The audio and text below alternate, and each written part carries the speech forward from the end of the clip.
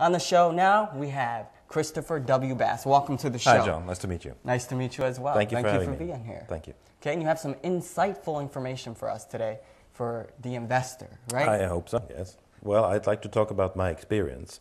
I'm not a financial advisor. I'm not an asset manager. I'm actually retired. I'm a private individual. I'd like to share with you and with your spectators the opportunities that are out there, the international opportunities, because we'll have to look beyond our borders of America to find some very interesting opportunities, and I'd like to share those with you today, and just tell you what I did, what happened to me. But I'm in no way, selling this or anything. I'm just telling you what my situation. And you're 50 and retired, right? Absolutely. I've been retired now for 6 months. So we're going to talk about that. Yes. So that's quite an accomplishment to be 50 years old and retired. I feel great. Thank you. Yeah. Now, are you a native New Yorker? Are you originally from New York? No, I was born in Detroit, but I left the States. My father was a Ford employee from Ford Motor Company, and he was posted in Europe when I was 10 years old, and I actually left the States when I was 10. And I've come home to retire. My grandfather's from Kingston, State New York. So you spent most of your life in Europe? In Europe, that's right, yes. Yeah. Wow. So you came back to retire. Why come here? Well, I've got 2 kids in college. They want to go through college here in New York State at RPI and the Hudson Valley Community College. And so I'm putting those through college. And I've got time to relax, and we bought a house and fixing the house up and enjoying life. I enjoy classic and vintage automobiles and motorcycles, and that's what I do. And maybe a few rounds of golf and enjoy life. I so like it's cooking. Fun time now. Absolutely, yes. Because I would say that's an ideal age to retire, wouldn't you? Yeah. You got to enjoy life a little. Yeah, you need. Well, we do. I mean, I feel great. I mean, I think that today's 50s are for I feel like 40. I don't feel like 50. So obviously we're fit and we have a good chance of having a long life. And if we can afford it, and if we do things right in life, that's an aim that can be achieved. I'm the example for that. Okay. And where did you go to school? Well, actually, I mainly in France, because I was from the age of 10 to high school graduate. Was in France, and then I studied in England, in London, did my bachelor's degree there, and then started my professional life as a business consultant. And then I went on to doing my MBA as a postgraduate in Austria. So that's English and French and German, and all these languages were fascinating to me, all these countries were fascinating to me. It's all new, and basically broadening my horizon. And then I was a business consultant, like I said, a one-man band, helping businesses, helping people, and doing the best I can to whatever challenges and issues my clients might have had. Okay, and today you're going to tell us how to invest a small amount of money and turn it into... Well, I can't actually tell you what to do. I can tell you what I did. Okay, what you did. And this is your success story. That's right, yes, okay. Because there are professionals out there that know very well how to advise you, and that's what they do. I can only tell you what I did.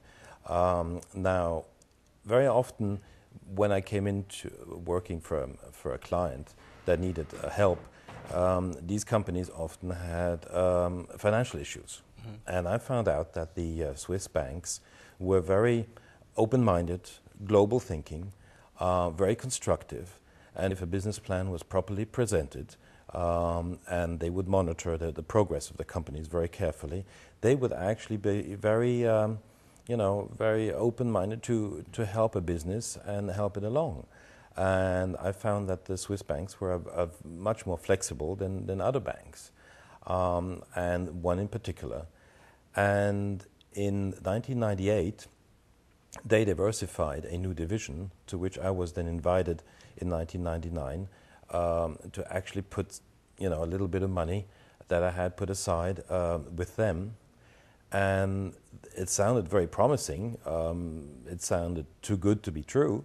But now, 8 years later, I'm the living proof that it was true, and they actually held their promise and did the performance that they were looking into doing.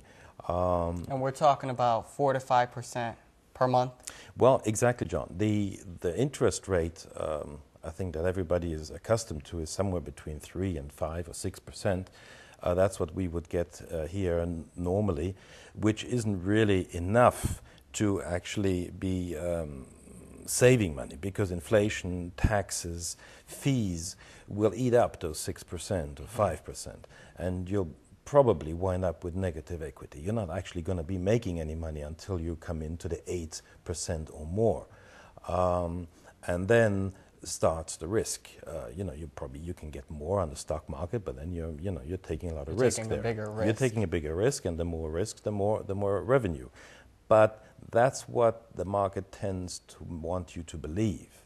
It isn't necessarily true.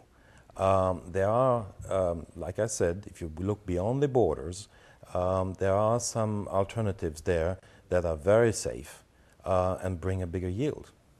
And what the Swiss bank is doing is they are letting a select public clients participate in their own trading, in their own business, in their own foreign currency trading and commodity trading, which is very lucrative. Being a customer of that institution, you then have access to their performance. And that's what I've been getting. I've been getting between 2 and 7% interest on my assets per month. Per month, not per year. Not per year, absolutely, per month, yes. Wow. Yes.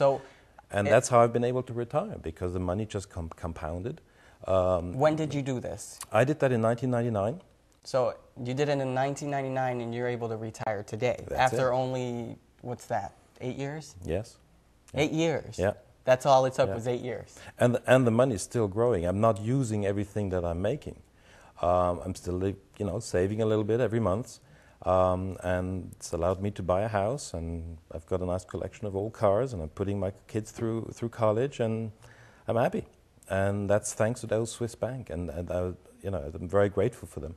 So do you consider this a hidden secret that people really aren't aware of? Well, hidden secret, there's no intention of hiding it. It's only that it's not sort of available to the public. The bank wants to they want to know their customers. You need someone to recommend you. It has to be a client that recommends you. They want to know the people they're working with. It's all on a face-to-face basis, on a personal basis. That's all it takes, really. What I need to say as well is that there are no fees involved. For instance, the Swiss bank makes enough money on your assets that they don't actually charge petty amounts for their fees and for buying or selling. They don't even bother with that, so it's for free. It's tax-free in Switzerland as well, because it's a foreign deposit. But you would have to pay income tax. If you bring in the money here, this will be then taxable income. So how much money do I need to start out? At the moment, it's $2,600. With $2,600, you can start your savings account in Switzerland and just let that grow and compound itself, and you'll be surprised where you're going to be in 5 or 10 years from now.